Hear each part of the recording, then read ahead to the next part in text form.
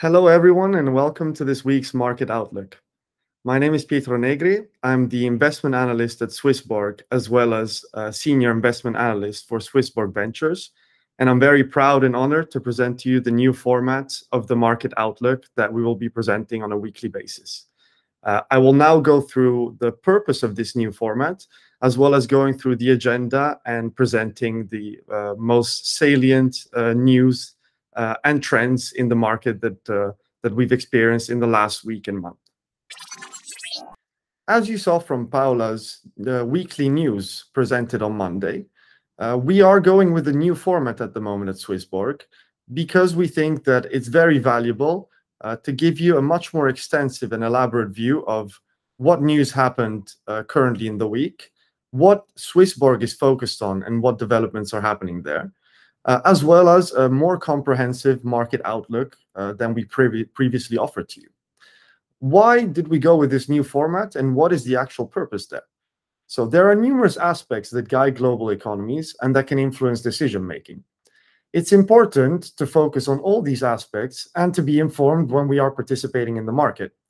Therefore, SwissBorg, with this new format, is aiming to give you a comprehensive weekly overview and to both aid and guide you in your investment journey and your investment decision-making.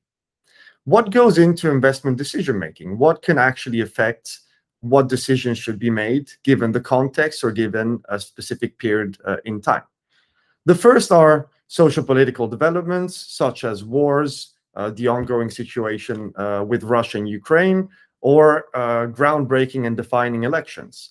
The second can be macroeconomic updates, such as GDP growth per country, overall economic growth in the global economy, inflation rates, Fed decisions in the US. These are all very important factors. The third is an overview of blockchain. So how are cryptos moving in terms of price movement? What are the latest innovations and what's happening in the blockchain and crypto space? Fourth is DeFi trends. So what are the new chains that are currently gaining traction? What are the protocols that have just launched or that are becoming more prominent and established? And what are the total value locked moves? Total value locked being how much asset value is locked on a chain or on a protocol. The fifth could be, as Paola already very eloquently stated on Monday, what are VCs, institutions, and smart money doing in the market? That can be of very significant help, and that can be a very good indication of how the smartest people in the industry or the most profitable people in the industry are moving, especially in bear market conditions as we are right now. And then sixth is any other relevant insights that we can provide, for example, in the NFT space, in the DAO space, so decentralized autonomous organizations, and in the NFT space, Maxime already does a very good job in outlining and giving an overview of what's happening. All of this information, and as the last point says, any other relevant insights or any additional information that we think can be helpful, can guide and affect your investment decision. Therefore, the purpose of this new format, and really our aim here, is for SwissBorg to provide you this. No matter at what expertise or investment level you might be, at what point in the investment journey you are, whether you just started, whether you were part of our ICO, or whether you've been in the space since Bitcoin launched, there is something here for everyone. Therefore, we think that with this new format and with this elaborate view on the blockchain market and overall to give you an overview of the market, it can be extremely helpful whether you're at the start or very far into your investment journey. And we think that this can really be a new groundbreaking series both for our users and any new interested party. Now that the purpose of the new format and splitting it up in more elaborate sections has been made clear to you, let's run through today's agenda and what we will be looking at in today's or this week's market outlook. So the first is a macro outlook. It's very important to look at what positive indicators we've seen on a macro global economic level, as well as any concerning aspects of current global news. The second, we'll look at correlations, so stock to crypto correlation, and then look at the crypto market and developments that are happening there, more specifically on the upcoming Ethereum merge. And finally, we will end with an overview of DeFi. So we will look at total value locks by blockchain, as well as a mention to the explosion of Optimism, which is a blockchain that has gained a lot of traction, and an interesting mention to SwissBorg Earn as well. So firstly, let's start with a macro update. What is happening in the world at the moment, and what trends are guiding the macroeconomic and global economic health as of late? So as of late, as a lot of you might already know, markets have been plagued with a significant amount of negative news. There's a situation in Russia, so the situation between Russia and Ukraine, that is still ongoing and still very much present. Inflation levels are rising. Gas prices around the world are extremely high, some at record heights. There are increased interest rates by the Fed in the US to try and combat this high level of inflation. And the global economy in general, across the globe, is in a tentative economic recovery still from COVID. Since the start of 2022, global stock and crypto markets have been on a consistent downfall, and this has been very prevalent all across the world, both in stock and crypto markets likewise. Recently, markets have been seeking for a bottom and a stabilization period. Even with recent negative news, there have also been positive indicators in the market.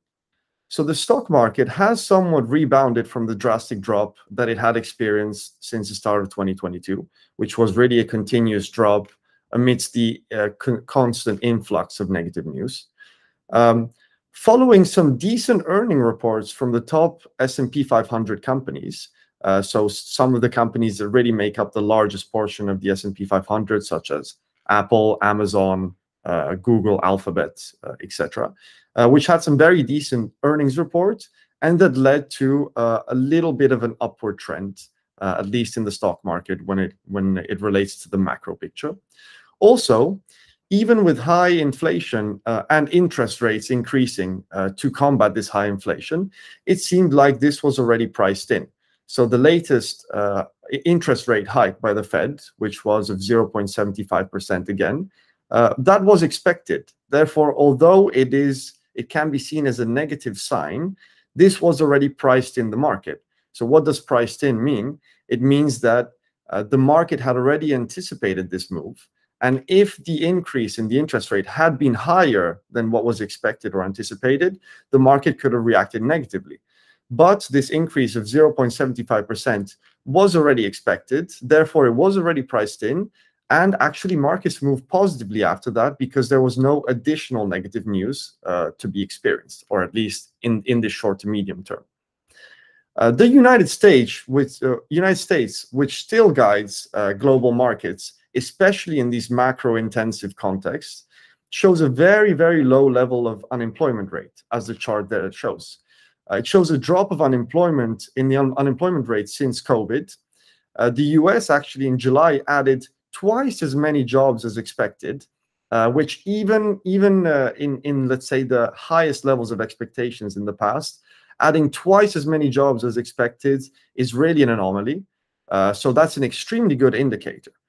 So with the stock market doing extremely well and US recovering in jobs since COVID, and the stock market in general reacting well to some of the recent negative news, a lot of people are asking, are we at a bottom? Now, no one can predict where the bottom is. If someone tells you that they can actually time the bottom, they can time the market perfectly, they are straight up lying to you, because that is literally impossible unless you somehow manage to orchestrate the market yourself, which is not the case for anyone around the world. Therefore, even if there are positive indicators, it's important to focus on the considerations that need to be made in these kind of market conditions. So there are still a lot of indicators of potential negative short to medium term consequences in the market. US GDP growth, and again, we focus sometimes a lot on the US because it tends to guide the rest of the markets, and the largest companies as well as are located in the US. US GDP growth had 2 negative quarters, which, as some say, would show that we are already in a recession. It's unclear whether we are in a recession, whether we are approaching one, whether we will enter one. But 2 negative quarters are a poor sign, and at the very least, it is showing a shrinking economy. It could pick up again in the next quarter completely unclear, but it's not a very good sign. Inflation rates also are still at astronomical heights. It's incredible that inflation is at the moment close to or at the double-digit figures of around 10%. But the number itself is also quite misleading, since some crucial goods and services have actually increased more in price than the level of inflation shows. So the inflation rate is calculated as a bundle of goods and services, weighted according to importance overall across the world. But for some people, for example, that are more gas dependent, more energy dependent, that 10% value should actually be a lot higher than what it's showing. In addition to GDP growth stagnating and inflation rates being extremely high, the situation in Russia is very concerning. Russia cut gas to the EU. It led to EU countries really suffering, and as the chart there at the bottom right will show you, gas prices, so import of natural gas to the EU, are at extreme high levels. EU countries are really suffering, and the key pipeline that sends gas from Russia to Germany was actually cut to 20% of capacity. This is a critical situation that, for example, there was a story in the news that the city of Hanover, in public buildings, even had to cut warm showers and warm water, and everyone had to take cold showers in trying to save as much gas as possible. EU gas import prices are really sky high. It's concerning for the future of the European Union at the moment, short and medium-term future, because with the winter approaching, this situation could get a lot more drastic. Now, based on this information, it's really unclear how markets will move. There are some positive indicators, but there are also some very concerning trends at the moment happening and persistent news. We could be seeing a bottom already. We could be approaching one, or more negative news influx could further drop global markets. It's unclear. No one really knows. And again, I stress this, anyone that tells you that they really know how markets will move doesn't really, could just have a feeling themselves, but no one has the answer to this. Therefore, the best you can do is to stay informed with macroeconomic news and the macro picture itself to at least guide your decision-making in this uncertain period. Following a look at the macroeconomic trends and state of global economies, it's also interesting now to give a focus on the crypto market itself. So when we mention correlations, this becomes extremely interesting when comparing the stock market to the crypto market. So macro movements have caused significant shifts in the stock market. Crypto has also been heavily affected, of course, since crypto is seen as a much riskier asset than traditional stocks and traditional assets. In a case of a bear market or a downward trend or issues in the market, it's logical that investors would first remove money from their crypto assets before, for example, selling off their bonds or selling off their traditional stocks. Mass adoption is increasing, though, and cryptos are also becoming a much more mature asset than they were, let's say, 2 to 3 to 5 years ago. More maturity also means for the crypto market that it will follow more of the macro events closely. So as the chart there shows, the correlation from 2016 to 2018 was heavily fluctuating.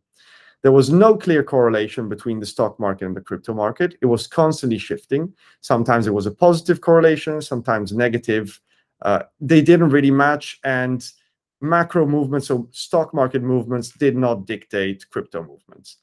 Now, with an increase in maturity of the crypto market, it starts to slowly follow stock movements more closely, given the mass interest from people, institutions, smart money, etc. So in Q1 of 2022, the stock to crypto correlation experienced the highest correlation between the two, highest level of correlation. So the chart shows levels anywhere from 0 to 1. A 1 correlation would be a 1-to-1 correlation, which means that if the stock market moves up by 1 percentage point, the crypto market also moves up identically at the same time by 1 percentage point. The closer you get to that correlation of 1, the higher the correlation is, meaning the more similarly the two assets move together. So as you can see there, in Q1 of 2022, there was the highest correlation between the two. We were almost at a level of 0.8, which is extremely similar. So one asset moves up by 1%. The other asset moves up by 0.8%. So that's extremely similar when looking at correlation. But since Q2, you can see that there's a slowly decreasing correlation. Now, of course, the chart shows an extended view of years and years. But as the red arrow there shows, although it seems minimal, that impact is quite significant. So there's been a decreasing correlation as of late. And there is one clear explanation for this that makes a lot of sense, which is the upcoming Ethereum merge. So Ethereum is shifting from proof of work to proof of stake. There is a tentative date for this move, which is September 19th. And this would really be one of the most groundbreaking changes in the industry. I mean, this is really groundbreaking and really an industry and shifting moment for the blockchain industry. A lot of people are focused on this merge, especially people that did very well in history when investing and are considered people that would be considered smart money. Now, what is smart money? Smart money are people and institutions that, as I said, consistently make money and consistently make smart decisions. So when you track back their historical performance, it's the people that make the right investments at the right moment and that know when to pull out of an investment and generally are the ones that anticipate the market before the rest goes into mass adoption. So it's very interesting to look at smart money, especially in bear market conditions, to see what are these people doing, how are they operating, what assets are they holding, and what are they interested in. As you can see from the table below, in these bear market conditions and with the upcoming merge, there's a heavy focus on Ethereum, so Ether. The highest change in terms of 7-day, 1-month holdings, so how much is actually moving in that time period, is clearly being in ETH, so in Ether. The interest in ETH and betting on the merge is not only shown by ETH holding the top spot in smart money movements, but as you can see from the underlying assets in red, there's also been an interest in ETH and a bet on the merge shown by Lido staked ETH as well as Aave staked ETH. This is when you're holding ETH, but you're actually also staking it to gain a consistent amount of interest on a daily basis, right? So it's not only the asset ETH itself, but it also shows that people are so willing to hold ETH that they would happily stake it at the moment and gain this passive income, this passive return, whilst waiting for the merge. Some of the top token holdings and top token movements of smart money are ETH and staked ETH, and this is really a very, very strong indicator of the impact of the merge and what it will do to the market, as well as how much investors overall, but smart money really believes in ETH and the revolutionary idea of this new merge moving from proof of work to proof of stake. Finally, following a look at the macro picture, what Ethereum is doing in terms of the merge, as well as the correlation between the stock and crypto markets related to the maturity of the crypto market that it has experienced in the last few years. We always think it's very interesting to give you an overview of the DeFi space, so decentralized finance, as well as any new blockchains or interesting movements that might be happening there. So what is happening in DeFi? What is it showing? Which blockchains are more prominent? And where are money movements and smart money movements going? So the table shows TVL by blockchain, the first table above. And TVL, as I explained before, is total value locked. It's how much in dollar value or in any kind of stable coin value is locked in various different assets. So it can be Ethereum, Bitcoin, etc., how much of in total of these crypto assets is locked, so staked, and actually is trying to gain some revenue on specific blockchains or on specific protocols. And the table shows that, and it's organized by the highest blockchains in terms of total value locked. Now, as always in the DeFi space, at least in the last years, and since the start really of this trend and of this pattern, Ethereum has been the king. It's unrivaled, has clearly the largest market share, and is really currently unbeatable. With the merge upcoming, the market share that Ethereum gains might be even higher than what it currently is. But really, Ethereum at the moment is the undisputable king. And other blockchains are really mostly fighting for the other top 10 spots. So the table shows TVL, and previously we have mentioned a focus on Tron. Now, there are more established blockchains that have been really in high positions in the DeFi space for long. Let's say the Binance Smart Chain, whether that be Solana, whether that be Avalanche. These are already more established, and they pretty much held their position and their TVL values. Nothing really too noteworthy in terms of large movements. But we did focus on Tron because Tron had exploded in terms of the blockchain in the DeFi space. It even took the second place from the Binance Smart Chain in terms of total value locked. It's really become massive, and it's surprising that it's become that massive because it has such few protocols. If you see, the second column is actually showing you how many protocols, so how many different platforms on that blockchain are actually making up that total value locked. If you look at Ethereum, it has a multitude of protocols that make up that TVL. Same with Avalanche, same with Solana, same with Binance Smart Chain. But Tron is really minimal in terms of the amount of protocols.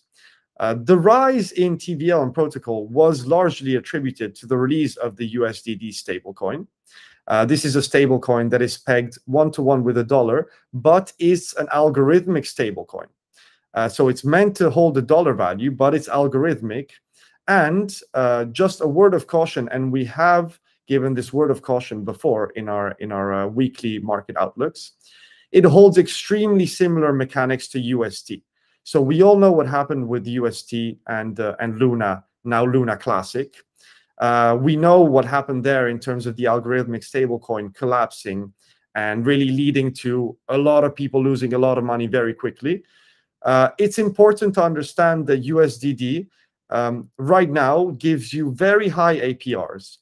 The Tron ecosystem has become massive, and when investors and users tend to see high APRs, especially in the stablecoin, they tend to flock there, and they tend to, let's say, throw their money there, because gaining, let's say, 20 to 30% a year on a stable asset seems ludicrous, right, to not take that chance.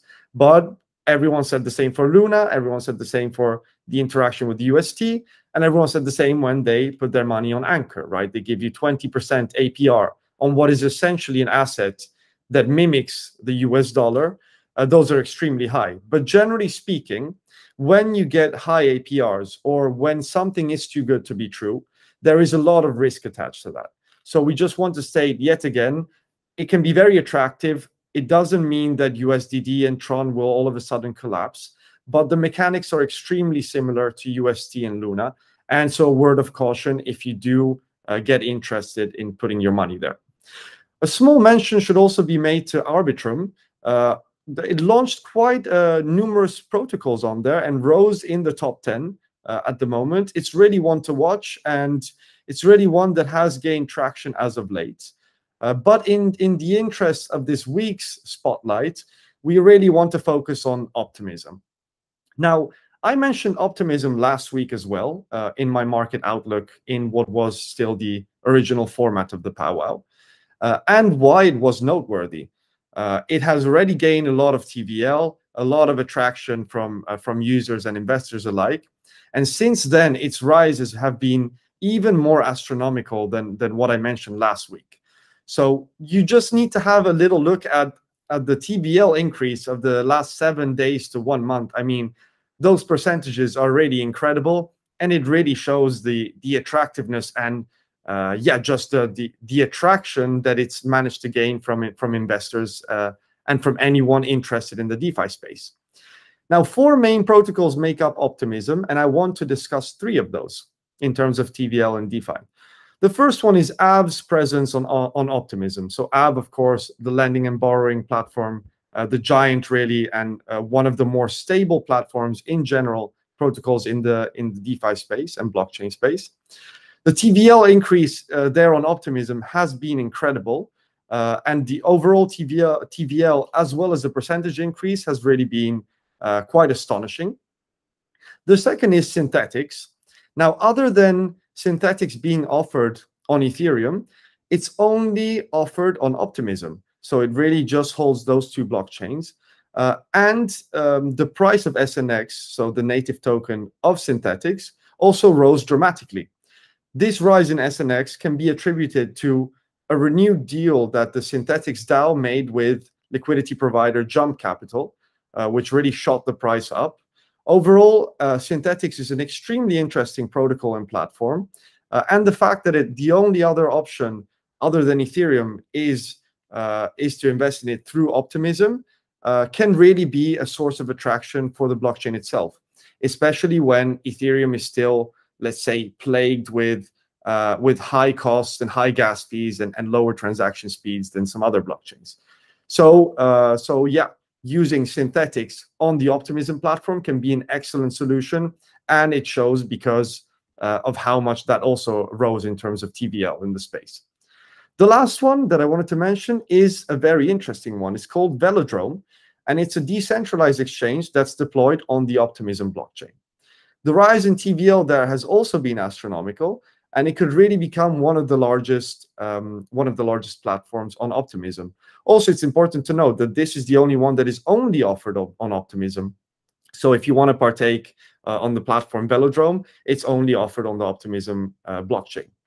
Velodrome's trading pairs also held 4 of the top 10 slots in terms of 24-hour volume on Optimism, which is quite incredible. It fought with the likes of Uniswap, and it's really becoming one of the prominent decentralized exchanges on the Optimism blockchain.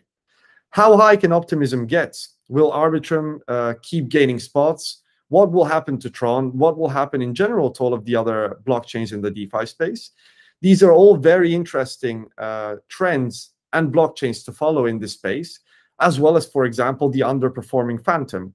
There are really a lot of aspects here at play and a lot of interesting developments, and therefore it's definitely a space to keep watching and to keep following.